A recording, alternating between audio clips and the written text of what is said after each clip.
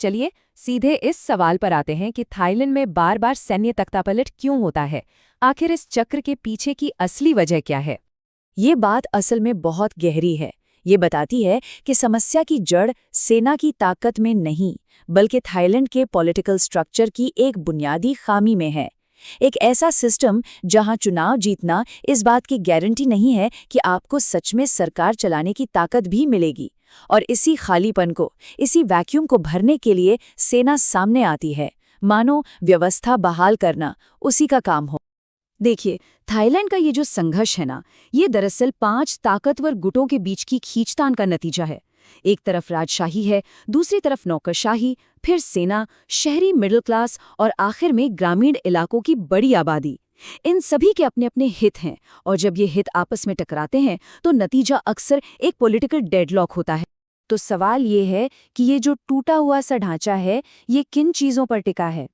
असल में ये 2 बड़ी संरचनात्मक खामियों पर खड़ा है, जो बार बार इस राजनीतिक संकट के चक्र को हवा देती रहती हैं। थाईलैंड में होता ये है कि चुनाव किसी को जनता का वोट तो दिला देते हैं, लेकिन ये उन्हें शासन करने का असली अधिकार या कहिए असली लेजिटिमेसी नहीं दे पाते। मतलब चुनाव जीतना एक बात है, पर सरकार चला पाना वो बिल्कुल दूसरी बात है। ऐसा इसलिए क्योंकि देश का जो पूरा तंत्र है, नौकरशाही, सेना, राजशाही, वो अक्सर चुनी हुई सरकार के अधिकार को मानने से ही इनकार कर देता है। और इससे एक ऐसी सिचुएशन पैदा होती है जहां असल में किसी का कंट्रोल ही नहीं होता। और इस पावर स्ट्रगल के बीच में एक और चीज है, अव्याख्यायित शक्ति। ये एक तरह की अनौपचारिक, बिना लिखी हुई ताकत है जो राजशाही के पास होती है। इस शक्ति को संविधान से भी ऊपर माना जाता है, और इसका इस्तेमाल उन चुनी हुई सरकारों को कमजोर करने के लिए किया जा सकता है जो राजशाही के हितों को चुनौती देती हैं। ये एक बहुत शक्तिशाली टूल है जो सत्ता का पलड़ा हमेशा स्थापित ताकतों के पक्ष में झुकाए रखता है।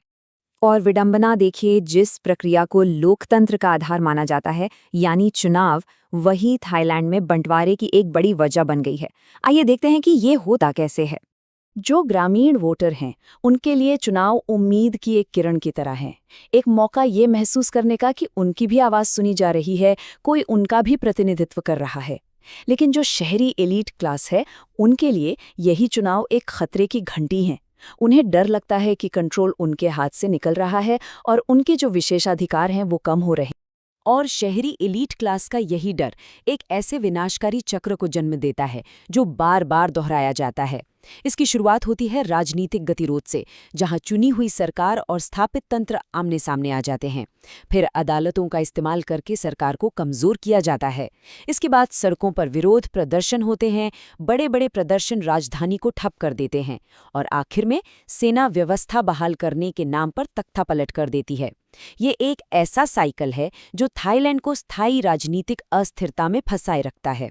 तो फिर इस सब में सेना का क्या रोल है, ये समझना बहुत जरूरी है कि सेना इस समस्या की जड़ नहीं, बल्कि एक लक्षण है, एक नतीजा है उन गहरी संरचनात्मक खामियों का जो थाईलैंड की राजनीति के मूल में है। सेना ने हमेशा अपने हस्तक्षेप को एक अस्थायी उपाय के तौर पर ही पेश किया है कि देखो, सिस्टम संकट में है और हम बस एक जरूरी समाधान लेकर आए हैं। वो व्यवस्था बहाल करने का वादा तो करते हैं, लेकिन असल में वो मौजूदा स्थिति को बनाए रखते हैं और जो स्थापित शक्तियां हैं उनके हितों की रक्षा करते हैं। और यहीं पर कहानी में सबसे बड़ा ट्विस्ट आता है। जो चीज एक टेम्पररी समाधान के तौर पे शुरू हुई थी, वो अब थाई राजनीति का एक परमानेंट फीचर बन गई है। सैन्य तख्तापलट अब कोई असाधारण घटना नहीं रही, बल्कि एक ऐसी चीज बन गई है जिसकी उम्मीद की जाती है, और यही देश को स्थायी राजनीतिक अस्थिरता के चक्कर में फंसाए हुए। तो इस अंतहीन राजनीतिक उथल-पुथल का आम थाई लोगों पर क्या असर पड़ता है? उनकी उम्मीदों का, उनके सपनों का, उनके भविष्य का क्या होता है? पुरानी पीढ़ियों के लिए तख्तापलट जिंदगी की एक सच्चाई की तरह है, एक ऐसी मजबूरी जिसे उन्होंने स्वीकार करना सीख लिया है। लेकिन आज के युवा थाई लोगों के लिए ये मोहभंग की वजह है, पूरे राजनीतिक सिस्टम से उनके विश्वास के टूटने का कारण है।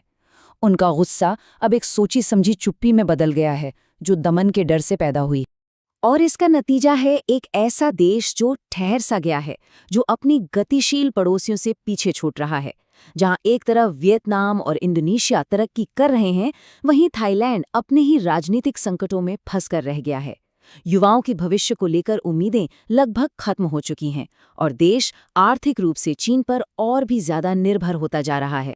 लेकिन ये कहानी सिर्फ थाईलैंड की नहीं है। ये एक चेतावनी है, एक आईना है उन चुनौतियों का जो आज दुनिया भर के कई आधुनिक देश फेस कर रहे हैं। थाईलैंड हमें दिखाता है कि तब क्या होता है जब लोकतंत्र के तंत्र नाकाम हो जाते हैं, जब चुनाव लोगों की इच्छा को नहीं दर्शाते और जब सत्ता कुछ हाथों में सिमट कर रह जाती है। ये एक तरह से अराजकता की तरफ जाने का ब्लूप्रिंट है, जो पूरी दुनिया के लिए एक बहुत शक्तिशाली सबक है। तो ये हमें एक बहुत बड़े सवाल पर लाकर छोड़ देता है। जब लोकतंत्र पर से ही भरोसा उठ जाए तो किसी देश को क्या चीज एक साथ जोड़े रखती है? जब चुनावों का ये भ्रम टूट जाता है तो पीछे बचता क्या है? थाईलैंड हमें इन मुश्किल सवालों का सामना करने पर मजबूर करता है और इनके जवाब शायद हमारे अपने भविष्य के लिए भी गहरे मायने रखते हैं।